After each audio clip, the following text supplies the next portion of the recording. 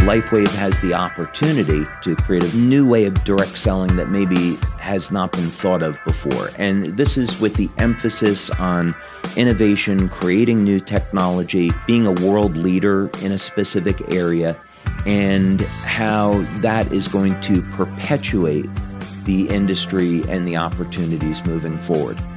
Welcome to Built to Last, a podcast from Direct Selling News, putting the spotlight on the best companies in the channel. I'm Rob Sperry, and today we're featuring LifeWave, a company that's redefining wellness through innovative health technology backed by science. Joining me are two remarkable leaders, LifeWave founder and CEO David Schmidt and President Meredith Burkich. David is the inventor behind LifeWave's patented phototherapy technology and the visionary who launched the company in 2004. With more than 200 patents and a deep background in science and engineering, he leads LifeWave's product innovation and long-term strategy. Meredith brings more than 2 decades of executive leadership in direct selling, guiding fast growth organizations with a people-first philosophy. As president of LifeWave, she's focused on scaling the company's infrastructure and enhancing both the brand partner and customer experience around the world. In today's conversation, we'll explore what makes LifeWave's opportunity model, leadership, culture, and field support systems stand out, and how they've achieved such extraordinary growth. Let's dive in. All right, so to kick this podcast off, I would love to hear from the visionary, the inventor, the founder on a little bit of the background. I mean, the company got started in 2004, but how did this come about? Like, what was your vision that really built this and kept this going and obviously scaled it? We'll get into the scaling a little bit later. I think it's probably important to say that I never had the thought that I was going to get into network marketing. Didn't really know a lot about the industry. I had some exposure to it in college. During the late 90s, though, I owned a company and I was developing different technologies for the U.S. Navy through government contractors. And during that process, I was invited to be part of a design team for one of the Navy's next generation mini subs. So I took a look at the program and I thought, okay, maybe I can come up with a way to help improve crew survivability, so I'll get to work on this. And what I learned about the mission profiles is that people were going to be having to stay awake for 30 hours, 60 hours at a time. And in those days, people were using, like today, they're using caffeine, any type of amphetamine to stay awake. So I've always been interested in health, and I thought this would be a good opportunity to take a approach to this that maybe didn't rely on a drug. Maybe we could find a non-drug way to do this. So I spent several years. I came up with LifeWave as a technology. And then 9/11 hit. And military was interested in weapons and not survival equipment. So I had a family to support. So I thought, okay, well, there's probably people out in the public that are interested in a technology to help burn fat and gain energy. So I'll go ahead and start a company, and that's when LifeWave was born in 2002. So it was 2 years to figure out how to set up the manufacturing, doing clinical studies to support the work, and then what's the market research? How are we going to actually end up selling this? Is this through TV, radio, print? And along the way, it became obvious to me that network marketing was by far the best way to go to market, which we did in November of 2004, and it's changed my life in absolutely remarkable ways. Was it a lot harder than you thought, direct sales, once you got in those first couple of years, or was it what you thought, or was it easier than you thought? Way more difficult. I would say it was way more difficult because I didn't know anything about the industry. I made a ton of mistakes. I look back at it in retrospect, and I think it's only through the grace of God that we survived. The work hours were very long. They still are, and which has never bothered me because I love what I do.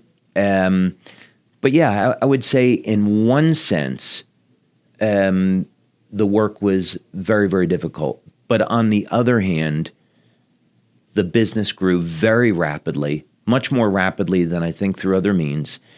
And the rewards about meeting the people that you're helping, meeting the people that are building the business, just does not happen in any other industry. So I fell in love with the industry right away. That's such an important aspect. I mean, hearing that, I fell in love with the industry right away because it's a success principle. Everything worthwhile is always harder than we think it's going to be. It's not like, you could even go to the greats of all time, Tom Brady or Michael Jordan, and they're not like, oh, that was way easier than I thought, right? So hearing that passion is so key and critical to be able to get through those moments. Well, Meredith, you've described LifeWave's mission as maximizing human potential.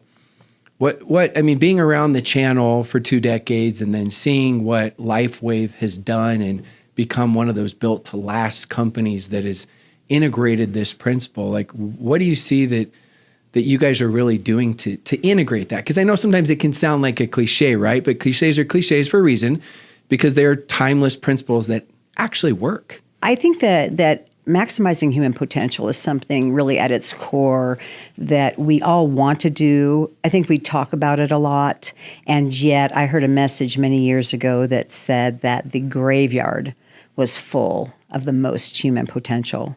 And it really struck me at the time because it is a multifaceted opportunity in direct selling, not only from the financial impact that you can have to create a better life for your family, but to be the best version of yourself. And I think that's physical. Of course, it's spiritual, and it's certainly mental, and are we always striving to be better and be that version for our families, for our communities, and for our teams if we're so fortunate. And I think that at LifeWave, to start out with a founder, with a person like David Schmidt, who has, as a core driver from the very, very beginning, said, I want the world to be a better place, and I want people to have the opportunity to be empowered to be that best version of themselves. It all starts there, right? That's the core. And so how does that reflect and translate into what we do at LifeWave? We're constantly asking ourselves, will this empower people? Will this give them the tools that they need? Will this give them the products that they need? Will we be providing a tangible way to better themselves? Yeah, it's interesting how you say that, and you start out with David, because I look at it as it's like a ship, the vehicle, indirect sales, the company. And inevitably, there are going to be storms that come. It just happens. The greatest stocks, the greatest companies have them. It's perspective, it's reality. But who's the captain of the ship, right, is so important, more important than anything else. Trust me, I know you can't build a viable business without the products and the comp plan and the culture, but inevitably that starts with the captain of the ship. And then after that, of course, the captain's got to have, who are the other leaders, right? Like yourself. And then you're working with the other corporate leaders and the field leaders, because that's where it stems from, because it's not your typical transactional business. People, they're striving to be better human beings in this business. And so they're looking at, like, who are the people at the top? And we won't go through the companies, but you and I have both seen, I know we have experienced, David as well, right? We've seen companies where they had a lot of success, but because that wasn't there, the captain, in the end, it didn't matter how much they did in sales. And so that leads me to the next question, especially at the beginning. I mean, you guys went through your hard times. You briefly mentioned that. I'm guessing underfunded at times where I don't know, I'm guessing where it actually wasn't that. Okay. No, actually, our challenges occurred in 2006 and 2016. So for perspective, November of 2004, our first month doing sales, we did $500,000 in sales. 2005, we did about $17 million in sales. Wow. So we were off to a great start as a new company. 2006, we started to experience a number of challenges, but it was in October of 2006 that we were the victim of a credit card scam. So we had somebody in Europe that was buying credit cards through Russia. They were placing fake orders. We had about $1 million or so worth of fake orders go through. We had paid commissions on it. And that was an unbelievable disruption in the business. And 2007, we went month by month. We lost about half of our distributors because of that. So we went month by month in 2007, not really knowing if we were going to make it. Did the leaders sense that as well? That you weren't maybe going to make it, or was that just more behind the scenes, kept private? The leaders certainly knew Okay. that the company was having its challenges. Yeah. They didn't know, I think, how bad it was. In just a week before Christmas, I emptied my bank account to make payroll. And so I went from some money in my bank account to not having anything, and then living off of credit cards during 2007. And then we were able to, thank God, recover and get back on our feet. And then 2008, year over year, our sales were doubling. Then in 2016, we had integrated, we went from one platform to another for software. The team that was handling it did a terrible job. And we went for 3 weeks where we couldn't take an order, several months where the system just didn't work properly. And again, we went back almost 10 years to the month. We went through another really terrible period. But I would say that if we hadn't gone through both of those problems, we wouldn't be where we are today. It absolutely made us a better company, as ironic as it is.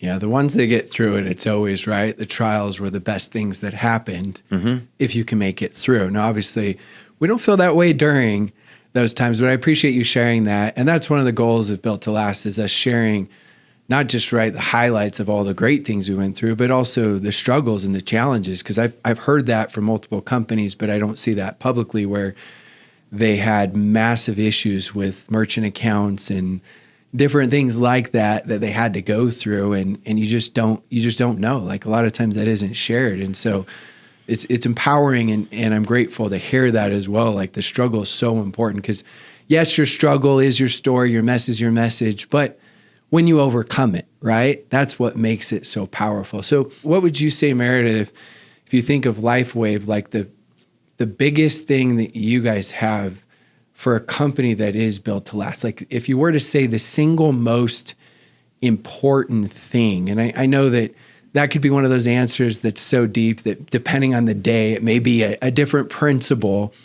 with that. But what would you say it is for LifeWave in particular?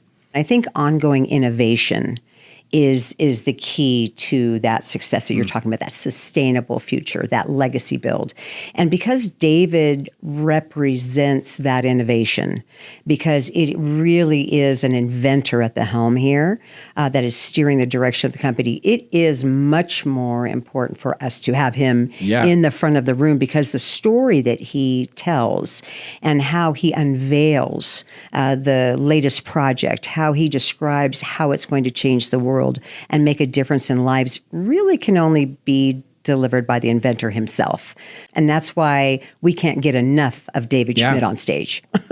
And neither can our brand partners. They just want more David, and we're happy to make sure that we deliver that. So what would you say for you, like having a key to have a company that is going to be sustainable and be around? First, I would say an extraordinarily important part of why we've been successful is because of our leaders. And what's interesting is that over the years, like all of us, we've met many, many different types of people that get involved with the industry. And a common thread that Meredith and I see when we're on leader trips is that the leaders don't talk about how much money they're making or getting to another level in their finances. There's none of that. They're talking about, oh my God, let me share with you a testimonial from someone in my downline, and we're getting these testimonials every day. It's amazing how we're changing people's lives. So the leaders, they're amazing people. They're focused on helping people. They see the vision of the company and where the company is going. They see our commitment to the business. So I'd say first and foremost, the leaders that we have are incredible. We're blessed to have them.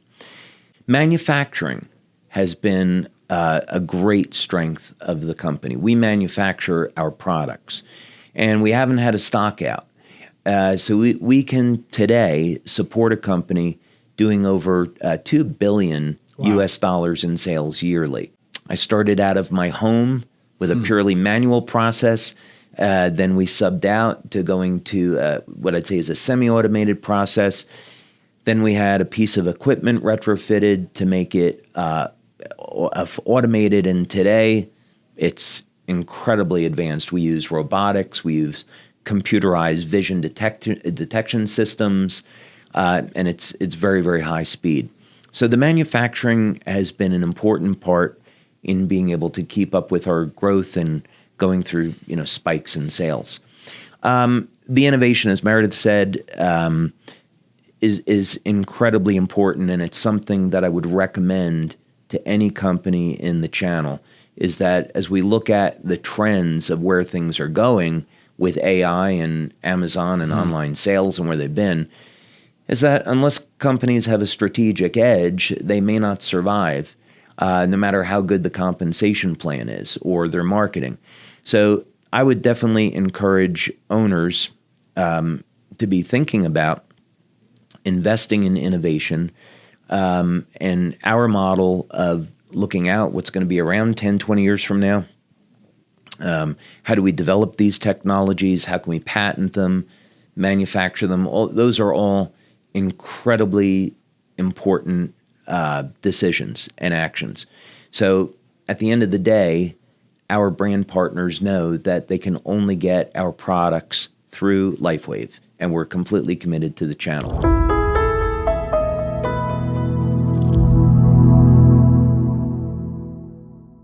I think some of the best products are always the ones that have so much complexity. They're like, wow, it's amazing. But then you find a way to simplify it, right?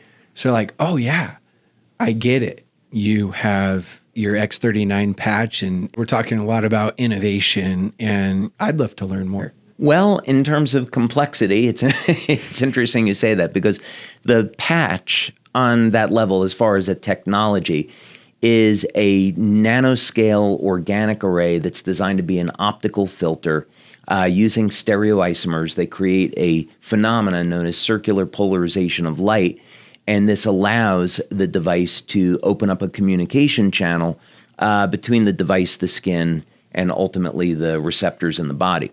So it's technically complicated, but it's been simplified in such a way that anybody could use it, and takes 10 seconds to apply, and you get the benefits all day.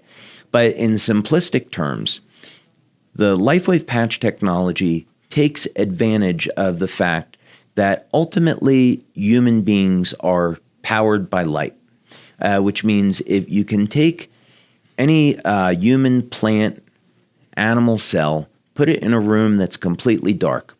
We use a device called a photomultiplier tube, and you can detect very minute photons. They're called biophotons because they're coming from living systems, coming off of those cells.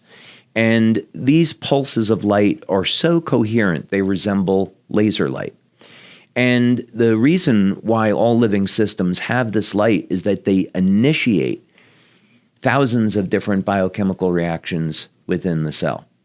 So ultimately, as Robert Becker said in the late 60s, it's the electrical systems of the body that control the biochemistry, but here now more refined today, we would really say it's the light that's emitted from the cells that controls the biochemistry.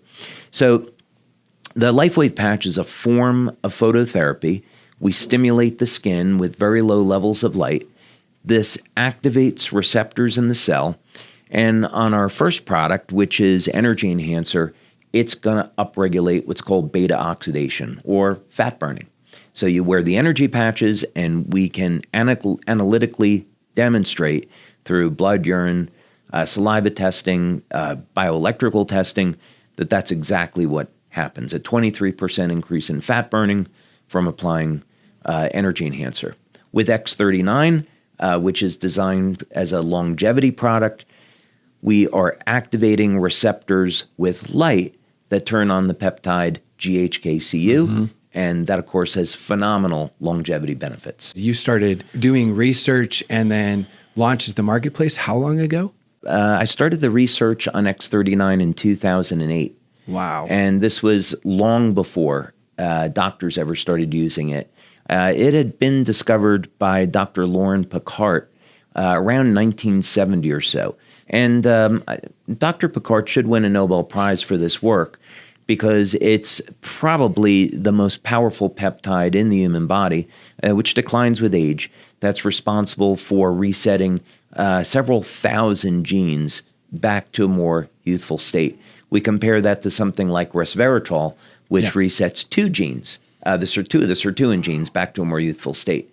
Exercise, I know you like to exercise, so resistance training, that's going to reset about 78 genes back to a more youthful state. So when we consider we can apply light to the body in the form of a patch, and it doesn't really take any time, and it's going to reset thousands of genes, that's something well worth looking at. I mean, that right there, combined with it takes 10 seconds and it works. Right. Those last two sentences Right. alone. But that goes with practicing what you preach, you're telling me how you want to have products that are working 10, 20 years from now. You got to be ahead of the curve. And that just shows that you actually were. It's not just like saying like, I hope, I want to. Like, right. It shows that proof of concept. So here's one of the challenges that I see that you guys have navigated. So I want to hear how. Like, I love these interviews because I'm genuinely always curious.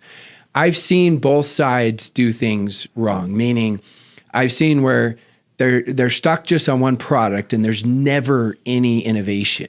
And then I've seen other companies where it's like they have something that works well, but they cause confusion because they don't have the hero product, or you don't even have to say product. It could be story and direction where multiple products can fit in that story, but they cause confusion. It's like learning, I relate it to corporate in the field where it's like they learn how to play basketball and they're like, basketball's great, guys, but guess what? We're going to go play baseball now. But it's amazing, this new thing. And then all of a sudden it's like, now we're going to play football. So how have you guys been able to do that with so much innovation, but keep that synergy and cohesiveness? First of all, the key to, I believe, the innovation success at LifeWave is it is never based on the Me Too concept. At LifeWave, it isn't about that. It's about David, divinely inspired, most of us believe, to see a need in society, to see something that needs to be done to improve the human condition from just observation and being curious and being interested and being passionate about people. And so once that's identified, the thought process that goes in is years down the road. And so again, we're not running around just trying to figure out how to grab the market share of this new thing. It's like, what is core to the human experience? What is a problem that needs to be solved? And I think that that's the type of innovation we do. I think that that's very, very helpful. And then the longevity of it is that by the time other companies see it and see, they've captured all this market share, we're going to rush about and try to Me Too ourselves right onto that. We're already well onto the next invention, years into the next invention. And so I think that creates this ability for us to scale in a way that other companies can't compete with. How do you guys decide when to move on to a new product category? Because there's innovation for the same category, but I know some, I don't know what's allowed to be shared, what's not, with what's in the works, but you guys have developed new categories as well as looking in new categories, right? Because I see some huge strengths and challenges, and it's like sometimes you're in momentum and it's like, let's not touch it. And other times like, no, let's be forward thinking. I think back to Tiger Woods when he just won the Masters, and then he goes back and changes his golf swing and everyone thinks he's crazy. And then he goes on to win more and more and more. So I've seen it go both ways, and you guys have obviously made that work, but what goes into that? Like, I know it's innovation, I know it's forward thinking, but I'd love to hear. Well, it starts with benefits. And so when I'm working with our research team and thinking about what type of products do we want to develop, selfishly, I think about what is it that I'd like for myself, what type of products would I use, and hopefully those are going to be things other people are interested in. Like, for example, I don't want to age. And I'd be willing to bet there's probably a lot of people that feel the same way. So the thinking was that X39 was such a massive success that on a technical level, we got about 1/3 of the way to stopping aging. That's what copper peptide does. So it's not a complete solution for stopping aging, but it's certainly an indication that it might be possible. So then the question is, could we develop a technology that would allow people to stop and even reverse aging? That's the goal that we set in our research. And if you do a scientific analysis of it, you'd say that mainstream, now especially 10 years ago, mainstream said, well, it's not possible. Lifespan is limited to about 115 years old. Although today, there are groups of scientists that say, well, there's really no limit to how long people can live. There's some rationale that says, well, maybe human beings could make it to 1,000 years old. So how do we create that technology? So the answer always comes back to God and nature. So we see examples in nature of species that never age. They've been able to defeat the normal process of aging. So we began to do studies of some of these species in our lab to try to understand whether or not we could discover how they're doing it and then apply that into something that'll work on human beings. But that's how we develop the products with that kind of thinking, is going down a path that few people go down or don't think is possible, and then end up developing technology, patenting it. And by the time we get that technology to market, we're already several years into the next thing. Are you testing it with leaders, with corporate executives, like clinical studies, all of it, some of it? So we've already completed 6 clinical studies on human beings. Wow. And those studies have involved blood testing, urine testing. The urine testing has been extraordinary in terms of what we find, what's going on in the body. We use something called a physio suite. So we look at heart rate variability. We look at EEG. We use a biowell, biopulsar, bright field, dark field microscopy, a whole suite of different analytical devices so we can really understand what effect this is having on people. And then after that, then we say, okay, we'll finally let leaders try it, which they have recently. And the exciting thing about this technology is that it is the next generation of light therapy. So LifeWave has been about stimulating the skin with light, but now this new technology embeds light into water. So you drink this water, it releases the light into the body, and it goes to work about 15 seconds after consuming it. And that's the X2O water technology. That's the X2O water system. How is that launched to the leaders? Like, do the leaders get to know first? Is it like a council? Is it the top leaders? How early is that? Because obviously we know the importance of the law of the buy-in, right? But then we know sometimes things are told too soon, and it's like they're out promoting, there's confusion, but there also needs to be excitement. So how does that process work?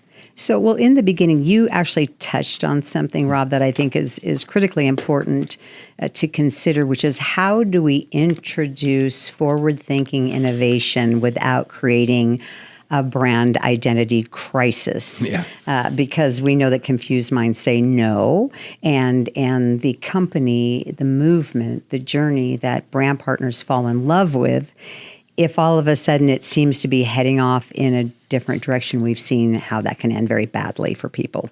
So from the very beginning, when David, on our monthly and then sometimes weekly calls where he shares glimpses into his vision of what's 5 years, 10 years down the road, we begin thinking about it, because obviously this is a gift that we are going to be delivering to tens of thousands, hundreds of thousands of people. How are we going to position this product to tie into the light, to tie it into that age reversal? How does this work? And then what we do is we usually put together a focus group, and David's very active in participating with those focus groups, usually the most influential leaders, so that they feel from the very beginning, because you know, and I know, we all know that buy-in is king, and we need that, to access the power of the network. And then offer an opportunity for people to earn the actual technology. So in this case, this is a $6,000 retail priced product. This is not an inexpensive product. Yes. So by offering them a promotion that, say, in our case, 30 people in the Americas earned, I think, 15 people in Europe and another 20 or so in Asia Pacific, they have an opportunity to become part of the beta. And so that's really where we are right now. As a matter of fact, David just hosted a call this last week where we had like 15 people on there giving their testimonials. And the only negative of the testimonials was how they were dealing with the foot traffic of all of the people that were constantly ringing their doorbell, trying to beat in a way to come in and try the water. If you can imagine, with our patches, we got to the level that we're at today by delivering light outside the body in a small area. Imagine what's going to happen if we're delivering light inside the body throughout the entire body. And you can start feeling those benefits in 15 seconds. That's pretty world-changing. And it makes a difference in people's lives, and it happens very, very quickly. So I think what would be different about the X2O launch as compared to maybe a traditional product launch is the fact that we're launching a new technology, not just a new product. But I love how you keep talking about the light, because even though it can be a new product, one's inside, one's outside, it still feels like the same story that's just being enhanced. So it doesn't feel like changing direction. It's like, no, we're going to keep improving this story, which is phenomenal. And sometimes we understand it, but trying to explain it where the masses understand it isn't always easy. So, it's light therapy, right? So the brand, fortunately, the brand partners, they got it right away. We've been in the light therapy business, and now this is an innovation in light therapy that hasn't existed, and we're delivering light throughout the body. They got that right away. They saw the synergy. They know that in order for people to get the most benefits out of the X39 patch or any of the patches, you have to be well hydrated. We came out with this product, Cellergize, to complement the patches, which goes in the water. And now the water is a delivery system for those nutrients. So everything fits together. It was made to be that way.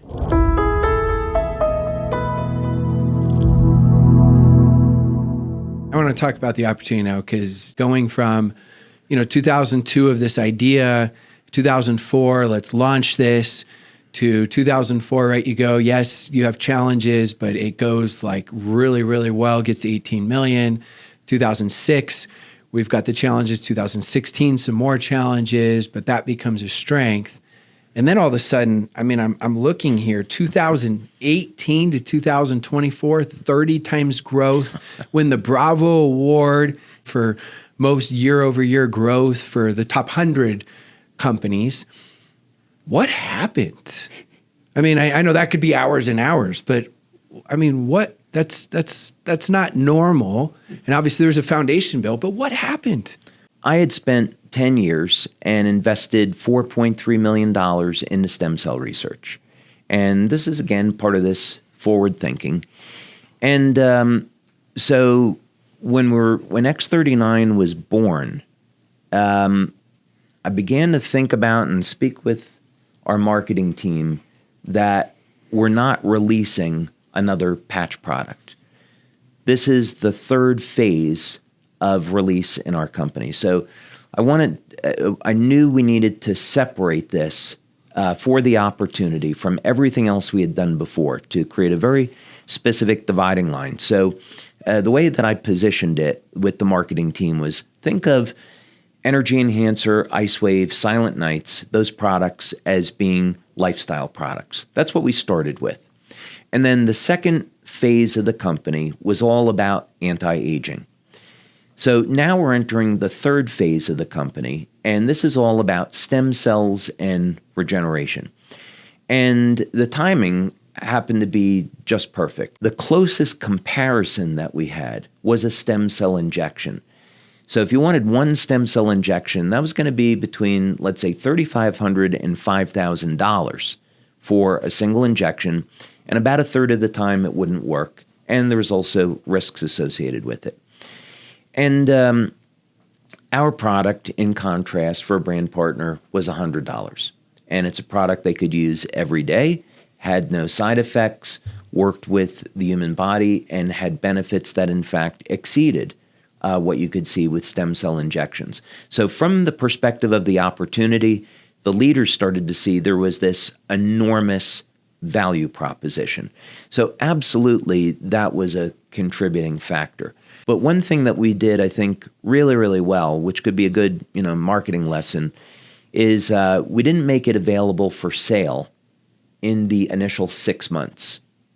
What we did was we said, okay, first we're going to give samples to our leaders to use gratis. And then when we went to market in July of 2018, we said, if you want this product, you have to go out and sponsor, build the business, get a customer, and then we'll give you a free sample. And we started getting in a crazy number of testimonials. We built excitement. We were never selling the product, and sales were going up. So once we started selling the product and hit the ground running with it in January of 2019, we just escalated from there. We went from 20 million to 60 million in 1 year. But what a unique, like you said, marketing research that you did rather than quick fix promo or like, let's launch this and all these different things. It's like, no. I know the product works. Like you were doubling down on it. And in the sense you didn't know if you're going to make money, you probably thought we may lose money over the course of time, but in the long term we'll make money, even though that wasn't the case. Right. And I know with that, with all the success that you guys have had, most people would not touch anything with their comp plan. And going back to you guys talking about being innovative, right? As you guys have had made those changes and you don't take them lightly, but again, you're thinking 5, 10, 15 years from now. So, and you're going through another one, correct? So maybe talk a little bit on that. I think decision-making process at any company needs to be done responsibly and carefully and respectfully, because the reality is we hold in our hands the dreams and the hopes and aspirations of tens, hundreds, maybe millions of people.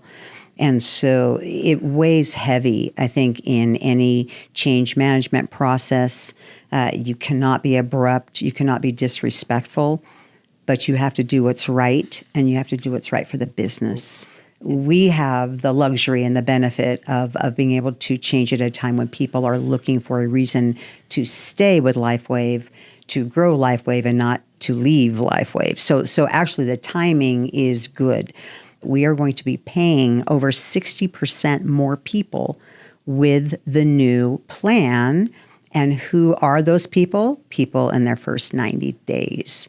And so because of all of the work and the investment in us understanding what it takes to get a new person to join a company, to enroll, that can be weeks, months, years, the fact that we are going to respect them by building a pathway for them to earn quickly, that's the magic. The approach that Meredith and I take with the leaders and the brand partners has an element to it. I don't know if other companies look at it this way or not, but I think one of the things that we've done is when we speak with our leaders and brand partners, we come from a place of appreciation and thinking about how can we thank our leaders for all of the success that they brought the company.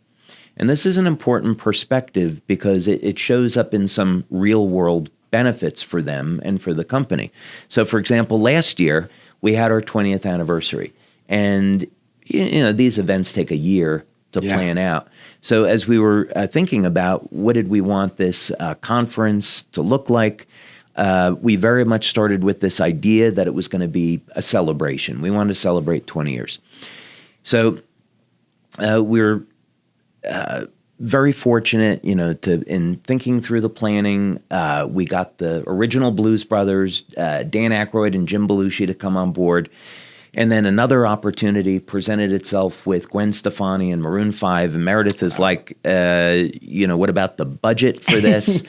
And, fortunately, as the owner, I was able to say, this isn't about the budget. I'll take care of it. This is about letting the brand partners know how much we appreciate that we made it to 20 years, and that we're on top now. And we have to find a way to meaningfully say thank you. And fortunately, this kind of sentiment has now perpetuated into, maybe there's some other ways we can say thank you. Like, what if we create a generational company? What if we start creating technology that is as valid 5 years from now as it is 20 years from now? So when you eventually come through our Welcome Center, one of the things you'll see there is something that Meredith and I are very excited about, which is a completely new technology for generating clean electrical power. So that's going to be another innovation that we'll bring to market, another opportunity that our brand partners and leaders will get to enjoy. And someday, when those leaders want to retire, they'll be able to pass on their business to their kids. And to me, that's like the biggest way we could ever say thank you for blessing this business. Thank you for your time and work. We're so happy we get to do something that's going to be meaningful in your life. If we're trying to dig a little bit deeper of what you feel like is different about your culture, and maybe how do you feel like that's fostered from your perspective? And it's 2.5 years now you've been with LifeWave. So I'd love to hear that. I think that the key to culture isn't necessarily what it is, but is it true and authentic? And do you live it? Because certainly we've seen a lot of companies. I remember when servant leadership was all the rage and everybody was talking about it. And of course, it's amazing, Greenleaf. And I mean, it's an incredible movement. However, a lot of people would speak it and not live it. So I think once you kind of lock in as a company about what is our differentiator in the area of culture, and then be true. And I think that one of the pieces of our culture that I see that I think has really helped us to establish who we are is that performance-driven piece of it, that results-driven piece of it, in that you come to your job and you are respected and you are valued every day. You are appreciated and you are challenged. You are challenged to think outside the box. You are challenged to innovate in the most unique areas, and there should be no entitlement. How do you build that trust and transparency, especially with being, $600+ million company, continuing with your employees as well as with the field leaders? Yeah, I mean, it's certainly something that happens over time, and it happens through repetition. First, I think you would appreciate hearing this, is that back in 2005, I worked with Coach Richard Quick, 6-time U.S. Olympic coach at Stanford. And I asked him once, what was the difference between the athlete that won the gold medal and the athlete that didn't? And I was expecting him to say, well, the person that wins the gold medal has a special gift and they're just built right and different genetics. And what he said was, the person that wins the gold medal is the one that does the basics every day. They've committed to their diet, to their exercise. They're in the pool 5 hours a day. They're training, practicing. They're doing the basics over and over again every day. Those are the people that are winning the gold medals. And so I think the same is true in business. If we're going to be successful, there are a few very fundamental, basic things that you have to do each day. But the other side to it is you build trust over time, and you do it through your actions and your words. So if you say something, you have to deliver on it. And if there's a change in circumstances, you have to be transparent and you have to tell people. It's, I think I've come to realize that the relationship that the company has with its brand partners is very much like a marriage. And a marriage that's successful is based off of goodwill. And it means that both people are in this holy union and they want to do right by one another. They have one another's best interests. We may not always agree. We may have different ideas, and that's always totally okay. But each person wants the best for their partner. And so in networking, if the company wants what's best for the brand partners and the brand partners are going to protect the company, that is going to be something very special and it's going to have a lot of longevity. So I think one of the things that Meredith and I have done really well is that when we talk about making LifeWave a generational company, they're not words. We show them exactly how it is that we're going to do that, how we're going to accomplish it. We give them a plan. We give them a timeline. We show them technology. So they say, oh, okay, this is real. And we know because the company has delivered on its word over the past 20 years, we can know that this is the direction that they're going in, so we'll commit our time. So, as an owner in the business, I want to be respectful that we're not wasting people's time, that we're working together to build.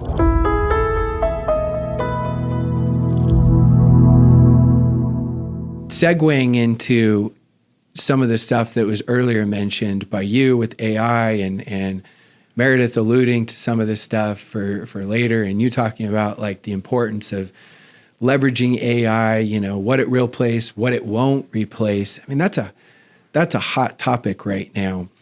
I'd love to be curious, because you're so big on innovation, on what you're already implementing and what you're looking at implementing with AI. And I know it could change next week because it's changing so fast. Yeah. So when we've had meetings with the staff, my mandate to the staff has been, number one, don't hire anyone unless they can tell you how they're going to implement AI into their job and how they're going to leverage that.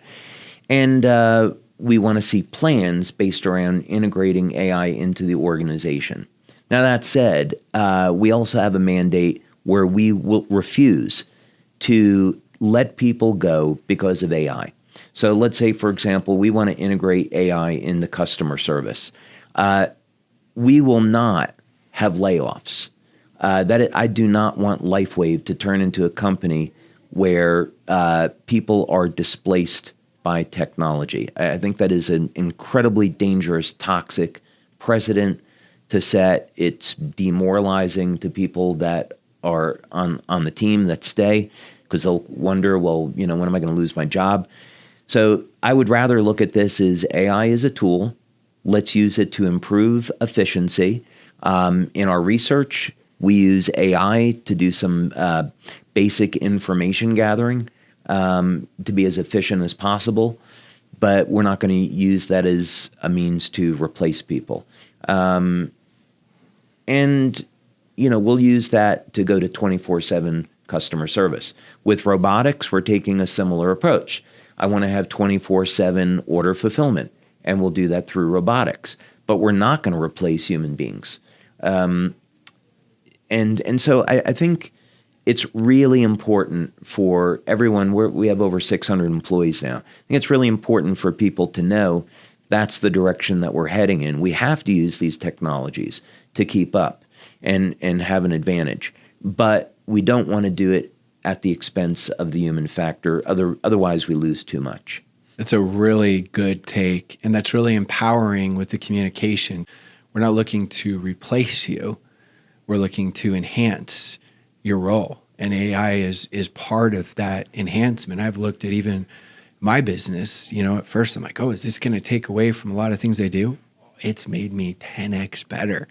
I feel like I got a battle buddy. I got an assistant, I've got like so much. So for me, like that's a constant thing. So I love that response. And I love the interview process as well, is asking like how they would actually use and implement it, because it is so important, and that's thinking ahead. Yeah, and in our industry, you can think about, okay, not every company, actually most companies are going to take the stance. IBM as an example, my roommate from college, who I'm still friends with, after 40 years of service to IBM, they laid him off, and he and 6,000 other people were laid off because of AI.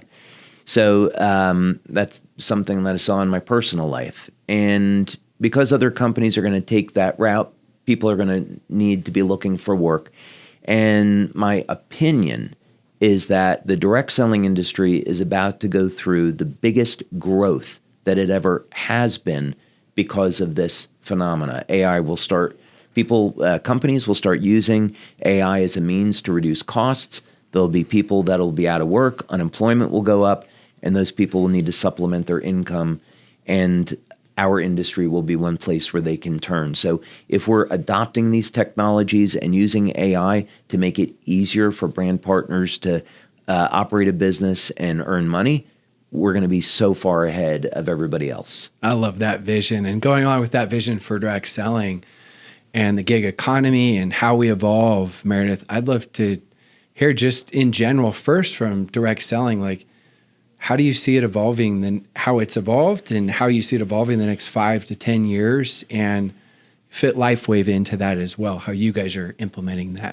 So how do we incorporate things like weekly pay and maybe even at some point daily pay for some? So how do we make it quick in their pocket? I think that's really what we're all about here. So our compensation design team was looking at how do we reward, yes, immediately, quickly, and simply, but how then do we also balance that for the people that do look for that generational company? Yeah, and when you really break it down, if someone were to list out like their perfect dream job, it really is direct sales. When they say, well, sure, I want to have a great boss. I want to have a great culture. I want to have some time freedom, flexibility, right? Done wrong, I get it, can be your biggest nightmare if you feel like you don't have the right products and culture and all that, but done right, it's your greatest dream.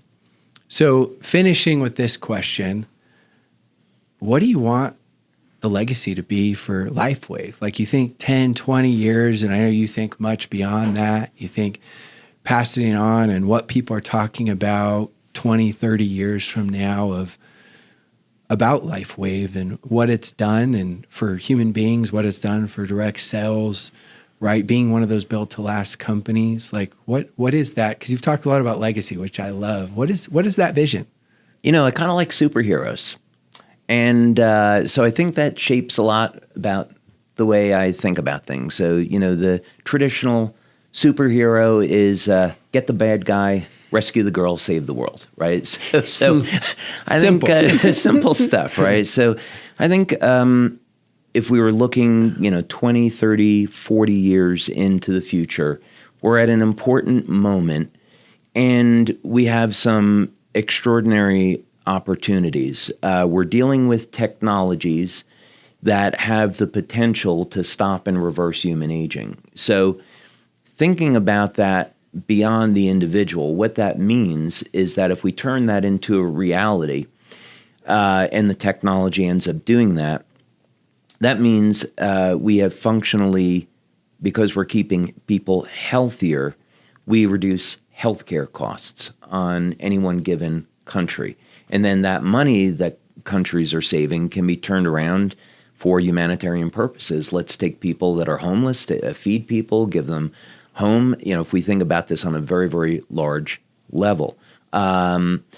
So the technology has some very, very far-reaching consequences. It also means that when people are getting into their 60s, 70s, 80s, now, maybe they're functioning like someone in their 30s and 40s, and they're productive. They're no longer a burden on society. And that's also an enormous benefit. So that technology has the ability to change society in a very, very dramatic way. The power generation technology that we're talking about, the ability to generate energy in a completely different way that's clean, healthy for the planet, to make people energy independent. The unit generates 20 kilowatts of power, which means not only do you get rid of your electric bill, but you make money every month off the grid. So 10, 20, 30 years from now, what that means is we've played a role in making the planet a cleaner place. We gave people a business that is recession-proof because we need power every single day.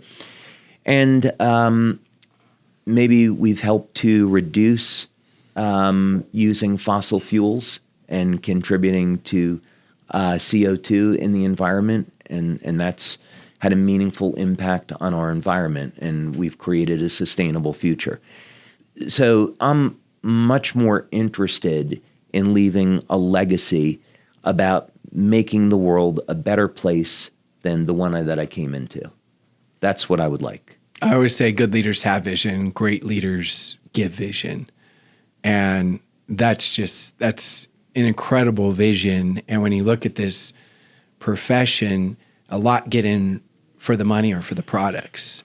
But then they see with that, which are very important, an even bigger vision, which you just cast of some of those end results of what it can do, not just for you, but for the world, for humanity, it's very, very moving. That helps create that culture, that helps create that community, that helps create that loyalty where it becomes just so much bigger.